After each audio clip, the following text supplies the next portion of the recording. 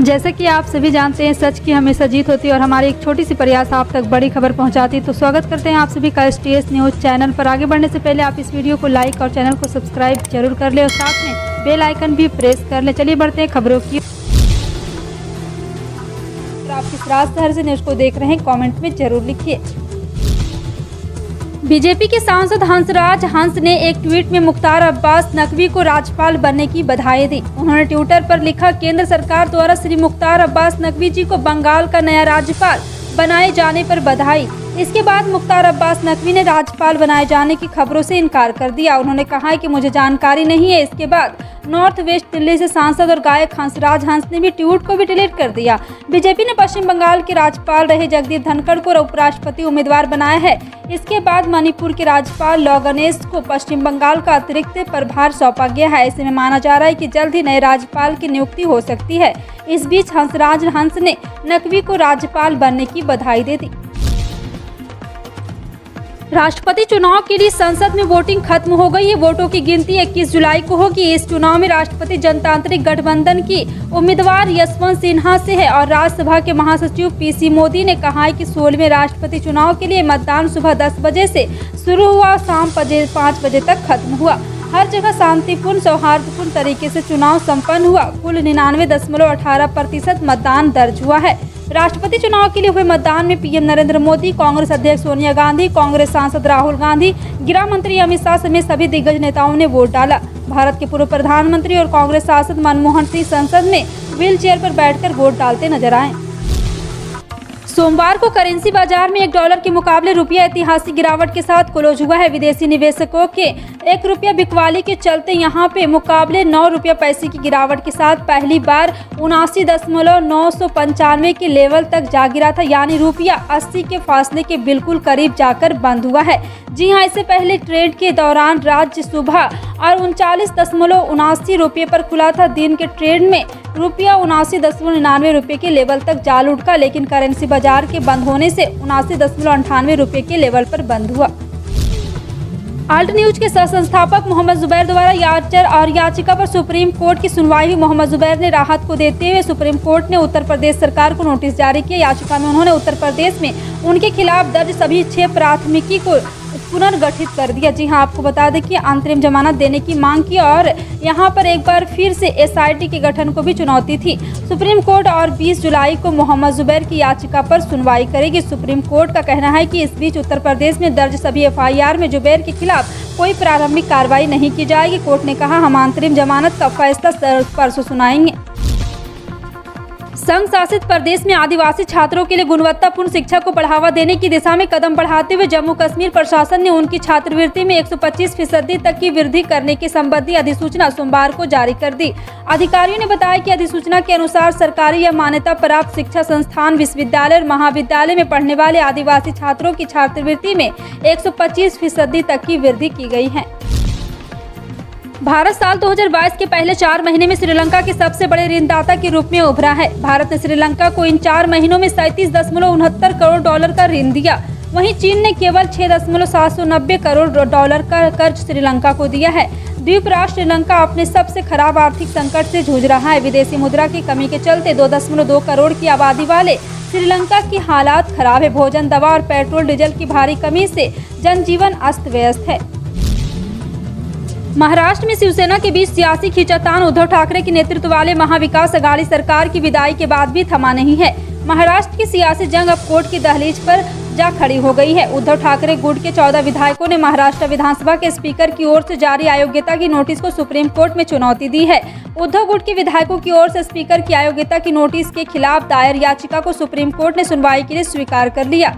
Supreme court ने इस याचिका में 20 जुलाई को सुनवाई होगी। सुप्रीम कोर्ट में उद्धव गुट के विधायकों की ओर से स्पीकर की ओर से मिली अयोग्यता की नोटिस को चुनौती देने वाली याचिका पर मुख्य मामले के साथ ही सुनवाई होगी।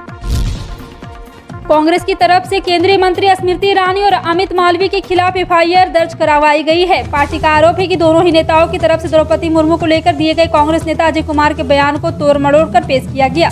झारखंड कांग्रेस प्रवक्ता राजीव रंजन प्रसाद ने सोमवार को कोतवाली थाना रांची में अमित मालवीय, स्मृति ईरानी और प्रीति गांधी के खिलाफ भादवी धाराओं के तहत कोतवाली थाने में FIR दर्ज करवाई। उन्होंने कहा है कि तीनों ने सोची समझी साजिश के तहत अपने सोशल नेटवर्किंग हैंडल पर कांग्रेस के राष्ट्रीय प्रवक्ता डॉक्टर अजय कुमार के ANI पर दिए गए बयान को तोड़ मरोड़कर पेश किया और पार्टी की छवि को खराब करने का प्रयास किया।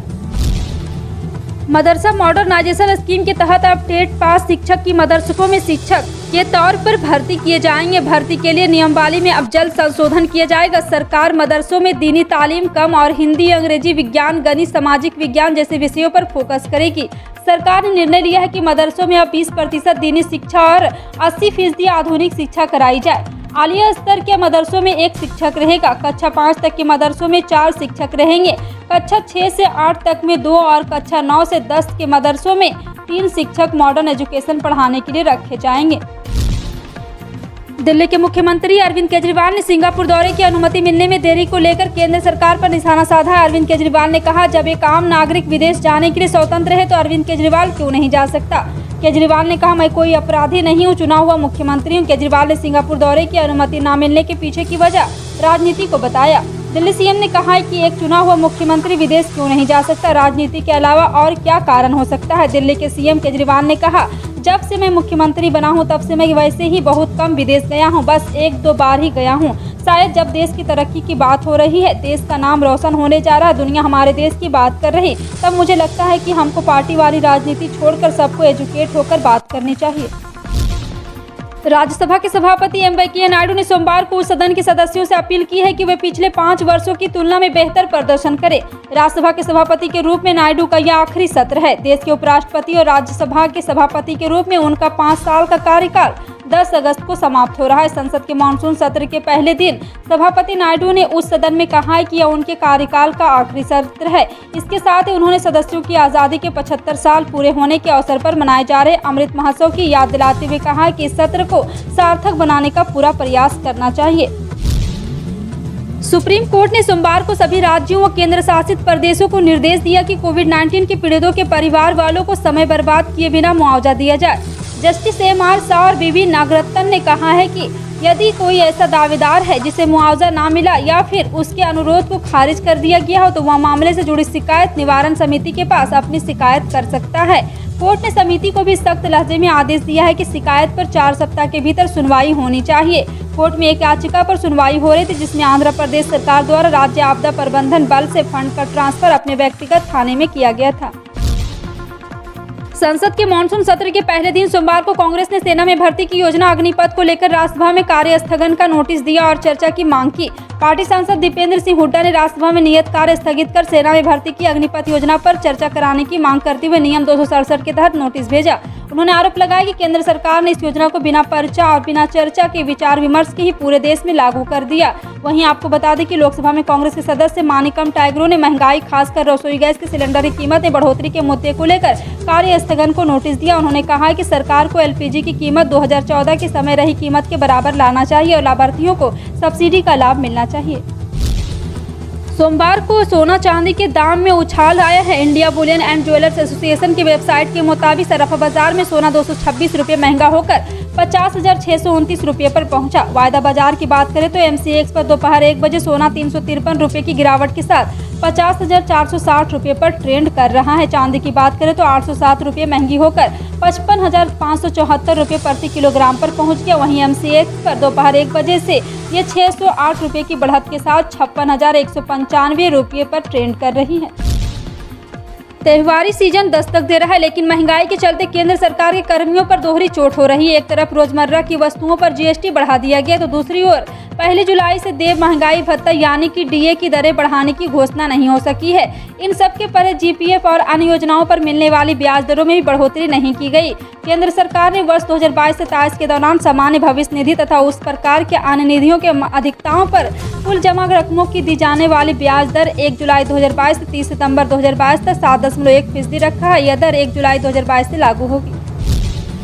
महाराष्ट्र में बगावत के बाद उद्धव ठाकरे शिवसेना को नए सिरे से संवारने में जुट गए हैं। इसके तहत उद्धव ने सोमवार को कुछ बड़े कदम उठाए। एक तरफ उन्होंने पार्टी के वरिष्ठ नेताओं रामदास कदम और पूर्व सांसद आनंद राव अतसुलुर को पार्टी विरोधी गतिविधियों के आरोप में बाहर का रास्ता दिखा दिया। शिवसेना सांसद विनायक राउत ने इसकी जानकारी दी। इससे पूर्व सोमवार को दिन में उद्धव ठाकरे ने 100 नई नियुक्तियां भी की हैं।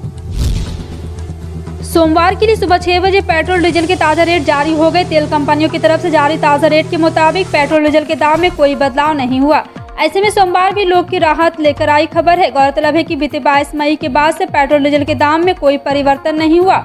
डीजल के दाम में परिवर्तन नहीं हुआ और तेल के दाम आज भी स्थिर है। सोमवार को दिल्ली में भी पेट्रोल डीजल के दाम में कोई बदलाव नहीं हुआ। ऐसे में 1 लीटर पेट्रोल की कीमत 96.72 और डीजल की 79.62 रुपये पर है। फिलहाल आपका इन सभी खबरों पर क्या कहना है, कमेंट सेक्शन में टाइप करके जरूर बताएं। इसी तरह की पल पल की अपडेट जानने के लिए जुड़ रहे हैं आप अपने NTS न्यूज चैनल से। मिलते हैं अगली बड़ी खबर में, तब तक के लिए जय हिंद।